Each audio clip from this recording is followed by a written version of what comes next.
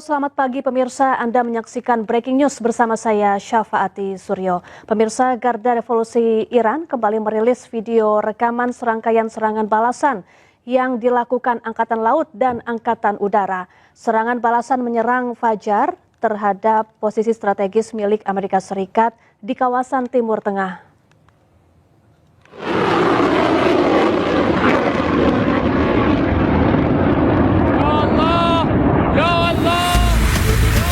Rudal-rudal kembali diluncurkan oleh pasukan Angkatan Laut dan Angkatan Udara Garda Revolusi Iran. Rangkaian serangan rudal Garda Revolusi Iran menargetkan pangkalan militer dan posisi strategis milik Amerika Serikat di kawasan Teluk. Pasukan Garda Revolusi Iran menuliskan pesan-pesan balas dendam di atas rudal, bertuliskan hingga tetesan darah terakhir.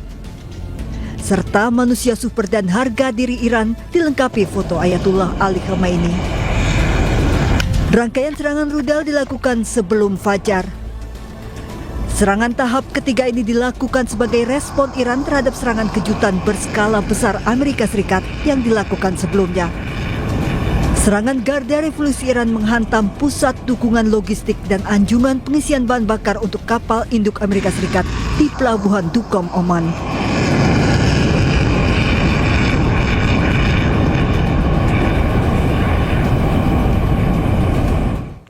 Pemimpin tertinggi Iran Ayatollah Mojtaba Khamenei merilis rekaman suaranya bersumpah untuk membalas dendam atas kematian ayahnya, mantan pemimpin tertinggi Ali Khamenei. Rekaman suara dilakukan pada hari Kamis, hari pertama prosesi pemakaman. می‌بندیم که انتقام خون پاک شما و همه شهیدان این دو جنگ را از قاتلین جنایتکار و بی‌آبرو بگیریم.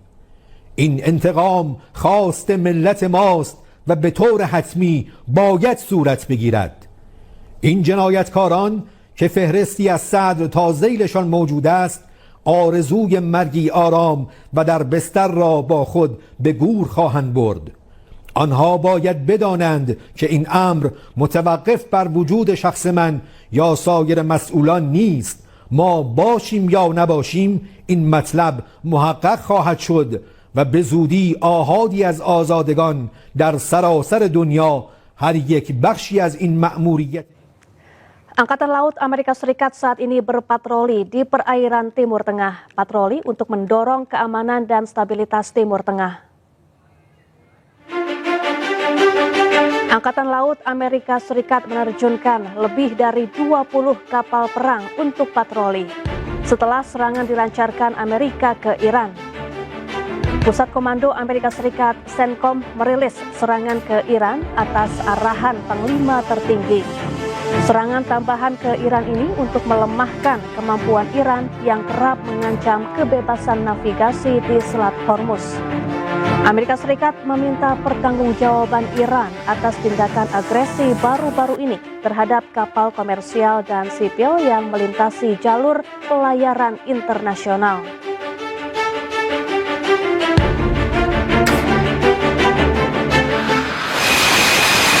Sementara Angkatan Laut Amerika Serikat juga melaksanakan operasi penerbangan malam hari dari atas kapal USS George H.W. Bush.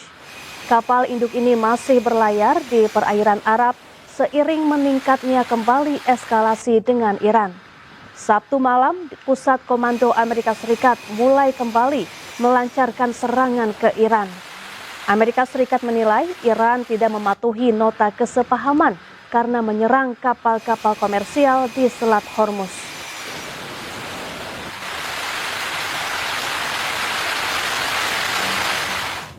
Ya, pertahanan udara Qatar mencegat rudal balistik yang diluncurkan Iran di langit Doha. Pencegatan mengakibatkan sedikitnya 3 orang terluka akibat pecahan peluru. Pertahanan udara Qatar mencegat sejumlah serangan rudal balistik yang diluncurkan Iran di langit Doha pada hari Minggu pagi. Kementerian Dalam Negeri Qatar mengonfirmasi bahwa 3 orang terluka termasuk anak akibat pecahan peluru yang jatuh dalam operasi pencegatan. Ketiga korban luka kini tengah menerima perawatan medis.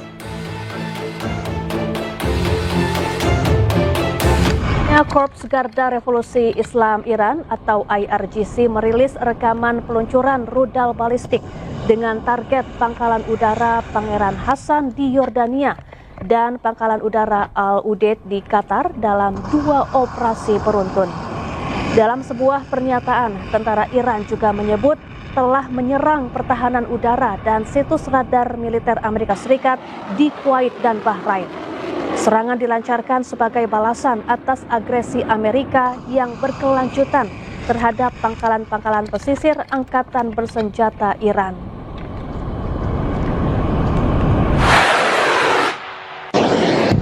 Tak hanya serangan rudal merespons serangan Amerika Serikat ke Iran Selatan, Angkatan Darat Iran juga melancarkan serangan drone menargetkan sejumlah titik di Kuwait. Sabtu malam, drone-drone milik Angkatan Darat Iran menyasar sistem pertahanan udara Patriot, depot amunisi, dan situs radar militer Amerika Serikat di Kuwait. Gelombang serangan drone terpisah juga menargetkan fasilitas komunikasi Amerika di Bahrain. Angkatan Darat Iran memperingatkan Amerika Serikat atas tanggung jawab ketidakstabilan geopolitik di kawasan Teluk. Iran juga memperingatkan akan melakukan serangan lebih keras jika Amerika tetap menyerang Iran.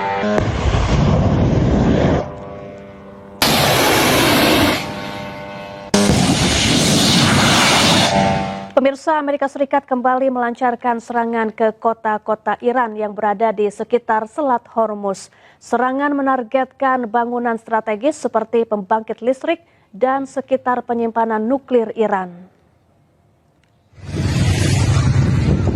Salah satu target serangan Amerika Serikat adalah Pulau Qasem di Iran. Seorang pejabat Amerika Serikat mengonfirmasi adanya serangan keras terhadap sistem rudal, pertahanan udara Iran hingga kapal-kapal cepat IRGC di sekitar Selat Hormuz. Serangan pun semakin intens dalam beberapa jam terakhir. Pulau Qasem adalah lokasi strategis yang menjaga pintu masuk Teluk Persia. Pulau ini juga dipenuhi dengan pangkalan militer dan infrastruktur penting.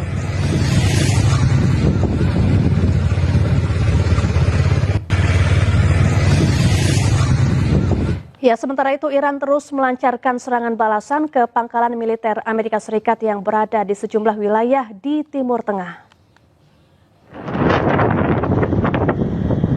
3 rudal balistik Iran menghantam sistem rudal darat milik Amerika Serikat yang berada di Kuwait. Serangan ini adalah balasan Iran atas serangan udara Amerika Serikat terhadap Bandar Abbas dan Pulau Qasem. Situasi pun semakin memanas. Kuwait dan koalisi bersiap untuk merespons. Sementara ketegangan di Selat Hormuz yang merupakan jalur minyak vital dunia terus meningkat.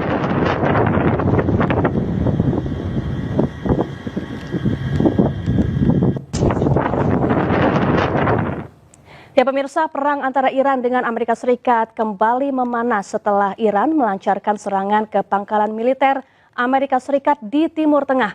Apakah rencana perdamaian akan terwujud atau justru kembali ke perang terbuka dan membuat kawasan Teluk seperti neraka? Kita akan membahas bersama dengan pengamat Timur Tengah, ada Pak Hasibullah Satrawi. Assalamualaikum, selamat pagi Pak Hasibullah, apa kabar? Waalaikumsalam, selamat pagi Mbak Syafati. Alhamdulillah sehat. Baik Pak Hasibullah, ini gencatan senjata atau kesepakatan antara Iran dan Amerika Serikat kembali gagal. Lalu seberapa serius sebetulnya eskalasi kali ini dibandingkan dengan konflik-konflik sebelumnya? Baik, terima kasih Mbak Syafati. Sebagai gambaran dan informasi yang lebih utuh kepada masyarakat bahwa hari ini, kalau dalam catatan saya, masuk dalam hari ke-26 dari penandatanganan kesepahaman antara Iran dengan Amerika atau hari ke-136 dari perang 28 Februari yang dilakukan oleh Amerika dan Israel. Nah, apa yang terjadi? Yang terjadi adalah serang menyerang kembali yang semakin intensif, semakin membesar. Bahkan eskalasinya semakin membesar karena Iran tidak hanya menyerang katakanlah negara-negara Arab Teluk yang notabene mungkin cukup kecil, terutama pengaruhnya, tapi ini juga mulai menyerang negara-negara yang cukup berpengaruh. Tidak terkecuali Qatar dan bahkan juga Oman yang selama ini sekali lagi menjadi salah satu kekuatan Iran. Nah, saya secara kategori Mbak Syafati mencatat peristiwa ini adalah sebagai fase ke-13 yang sebenarnya secara kategori bisa kita lihat, bisa kita monitor dari tanggal 8, 9 yang memang itu istilahnya ibarat gunung es, banyak hal yang terjadi di dalam gunung ini, tapi yang meledak di permukaan yaitu persoalan Hormuz, di mana Iran sekali lagi tidak mau Hormuz itu dilepas begitu saja. Bahkan Iran menggunakan kesepahaman 14 poin yang ditandatangani 18 Juni itu sebagai penguat dasar dia untuk mengontrol lalu lintas di Hormuz. Karena kalau berdasarkan kesepahaman antara Amerika dengan Iran di poin 5 itu, Iran memiliki tanggung jawab atau komitmen untuk memastikan keleluasaan dan kenyamanan kelancaran lalu lintas di Selat Hormuz. Nah, ini yang kemudian dijadikan alasan oleh Iran untuk dalam tanda kutip mendominasi, menguasai Selat Hormuz di dua sisinya. Ini juga bagian informasi kepada masyarakat bahwa Selat Hormuz memiliki dua sisi, katakanlah sisi selatan dan sisi utara. Sisi utara itu adalah yang berbatasan langsung dengan Iran, sementara sisi selatan itu yang berbatasan langsung dengan Oman. Nah, ketika ada kesepahaman dengan Amerika bahwa Iran bertanggung jawab untuk melancarkan lalu lintas Hormuz, maka itu dimaknai oleh Iran berarti juga segala macam lalu lintas di Hormuz itu adalah harus ikut otoritas dia, harus ikut ketentuan dia. Karena itu, ketika mulai ada kapal melintas di sisi selatan, yaitu di sisi dengan Oman, dan juga kerjasama dengan Amerika, maka kemudian ini dianggap sebagai pelanggaran oleh Iran, dan Iran lalu kemudian melakukan berbagai macam serangan ke banyak kapal selama ini.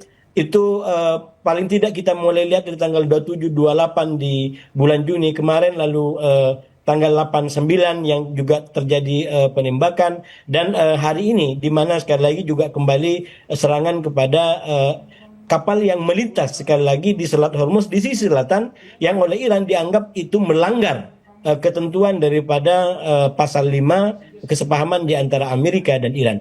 Jadi ini gunung esnya yang saya bilang yang tampak ke publik. Tapi kalau kemudian kita gali lebih dalam, tentu saja bukan hanya persoalan Hormuz sebenarnya, tapi soal yang lebih dalam, misalkan yang pertama soal yang kita sebut sebagai distrust. Tidak adanya kepercayaan di antara Amerika dengan Iran, dan yang kedua ini yang kita tidak kalah penting, yaitu adanya dendam kesumat di antara terutama di Iran terkait dengan kematian pemimpin tertinggi Ayatullah Ali Khamenei. Dan kita lihat dalam prosesi pemakaman yang berlangsung dari tanggal 4 kurang lebih sampai tanggal 9, semangat daripada tuntutan untuk balas dendam termasuk juga kepada elit-elit Amerika atau bahkan Israel yang terlibat dalam pembunuhan Ayatullah Ali Khamenei dan pemimpin-pemimpin lain itu disuarakan dengan sangat-sangat keras.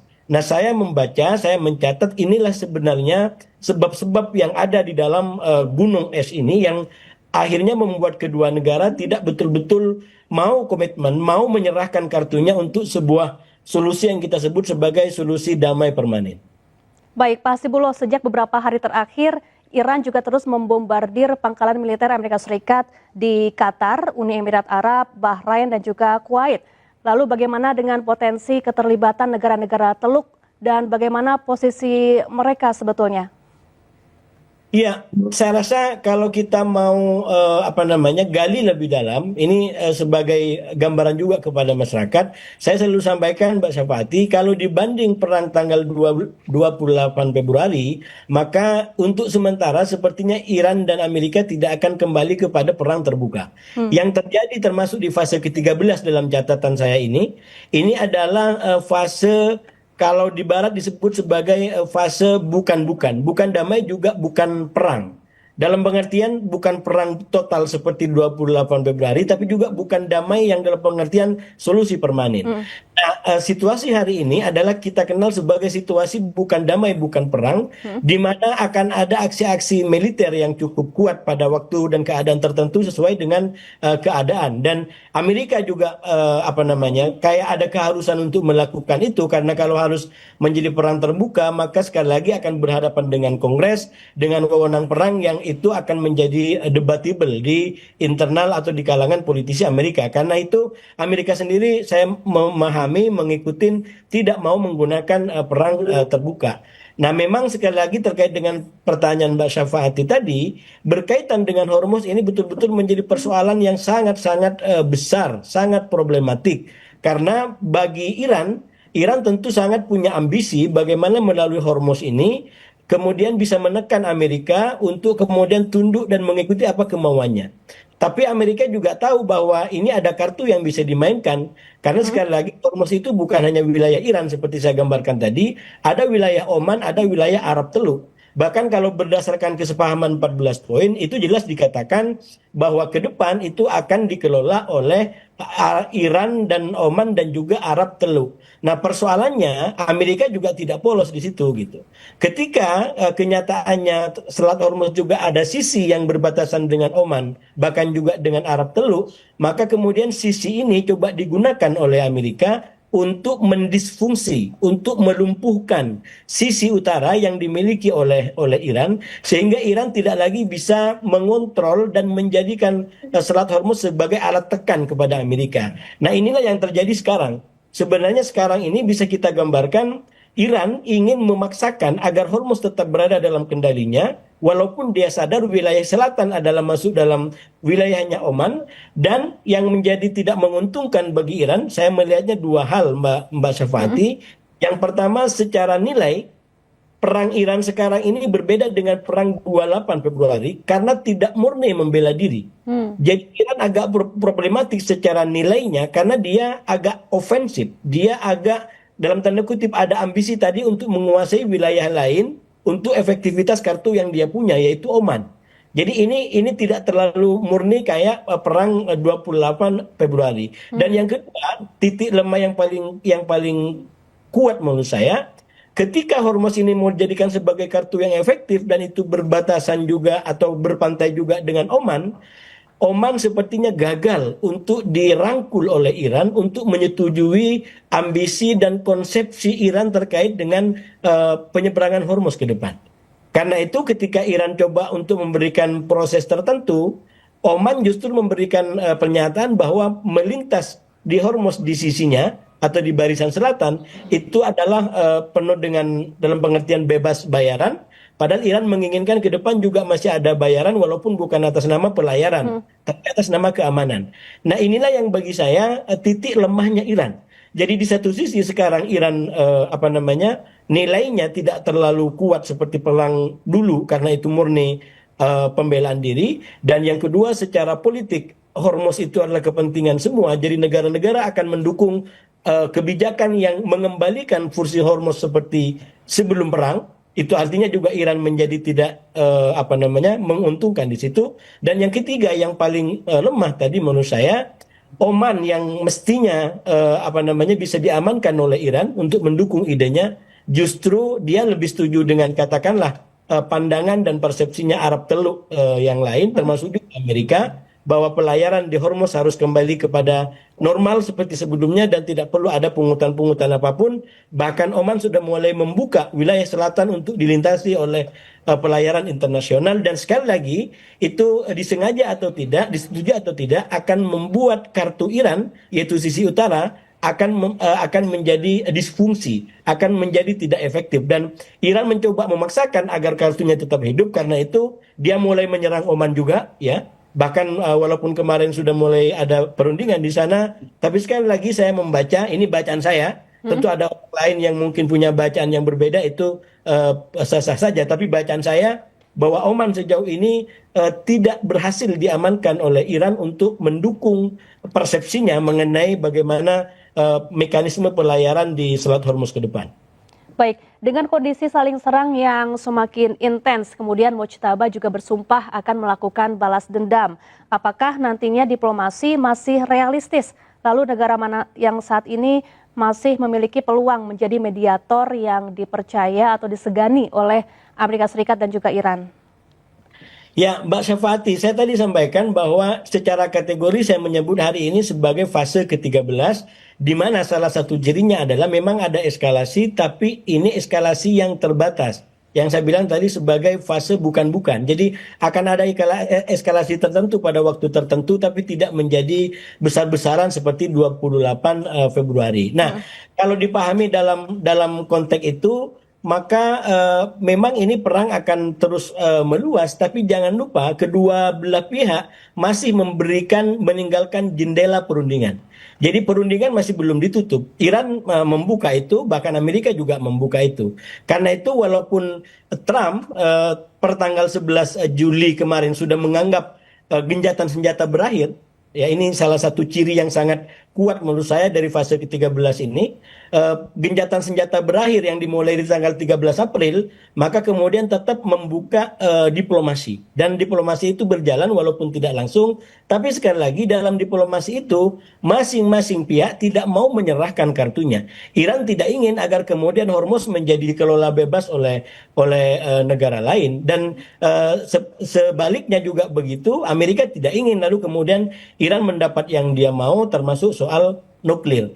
Nah, memang yang ditanyakan oleh Mbak Syafati itu menjadi salah satu kunci dalam situasi seperti ini. Kalau bagi saya sebagai pengamat, yang dibutuhkan ke depan adalah penguatan mediator.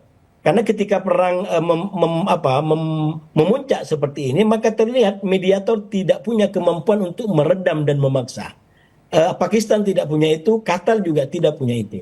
Kalau saya menggunakan peradaban Ainus gitu ya, dengan peradaban dangdutnya, ini saya bilang tidak mungkin kertas membungkus api. Jadi dengan berbagai macam keadaan sekarang, mediator yang masih terbatas itu ibarat kertas yang mau dibungkus adalah perang di antara Amerika dan Iran yang membara luar biasa. Kalau hanya dua negara, itu bagi saya tidak ada bedanya atau tidak jauh berbeda daripada ibarat kata dangdut tadi, kertas yang diharapkan membungkus api.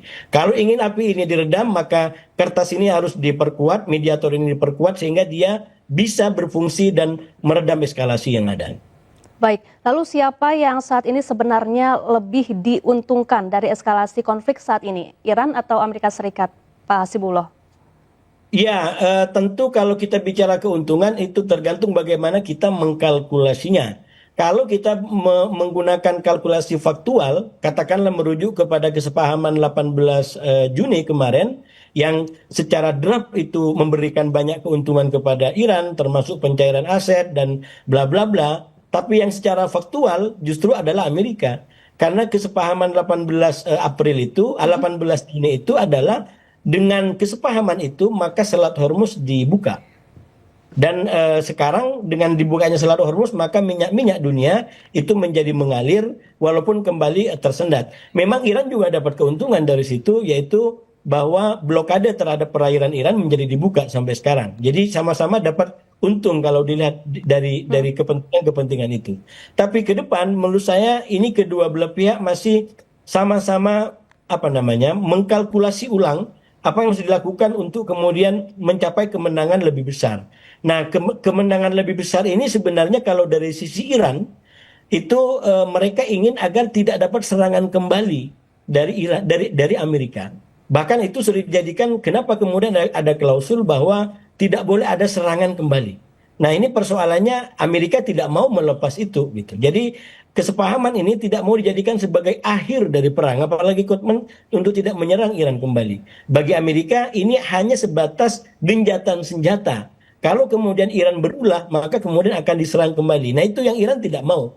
Karena itu Iran menggunakan kembali Selat Hormuz sebagai, sekali lagi, bahkan kalau kita kembali kepada pernyataan penasihat Mujtaba, itu dikatakan bahwa Selat Hormuz itu bisa 10 kali lipat lebih kuat daripada bom nuklir. Ini kenapa Iran kemudian tidak mau melepaskan Selat Hormuz? Karena dengan dia mengontrol Selat Hormuz, maka Amerika tidak akan punya daya, dan itulah yang terjadi semenjak katakanlah awal perang ini, di mana memang Iran menggunakan Selat Hormuz, saya sampaikan berkali-kali, sebagai serangan sayap ibarat sepak bola, yang itu terbukti efektif. Dengan serangan itu maka kemudian Amerika tidak punya daya lebih besar lagi. Nah, cuman sekali lagi Iran juga harus membaca kesempatan ini secara kritis, karena menurut saya ini hanya berlaku sampai katakanlah November pemilu setelah Amerika. Saya menduga kalau kemudian sampai pemilu setelah Amerika belum selesai dan katakanlah Republik menang kembali, kemudian Trump tetap berkuasa, mungkin kita akan menghadapi perang lebih besar lagi, Iran yang akan mendapatkan serangan lebih besar lagi. Karena bagi saya konteks kepentingannya sudah terbebas, ya, Trump terbebas dari konteks kepentingan yang akan memaksa dia. Kalau sekarang boleh saja mungkin Amerika bilang, Trump bilang saya tidak peduli dengan pemilu, tapi orang-orangnya, partai pendukungnya itu sangat membutuhkan kemenangan. Karena itu dia akan dipaksa untuk peduli dan mendukung agar Republik bisa menang dalam pemilu setelah November mendatang. Baik, terima kasih Pak Hasibullah Satrawi, pengamat Timur Tengah, telah bergabung bersama kami di Breaking News. Selamat beraktivitas kembali dan salam sehat. Terima kasih Mbak Syafati, selamat pagi. Pemirsa, Breaking News akan kembali sesaat lagi, tetaplah bersama kami.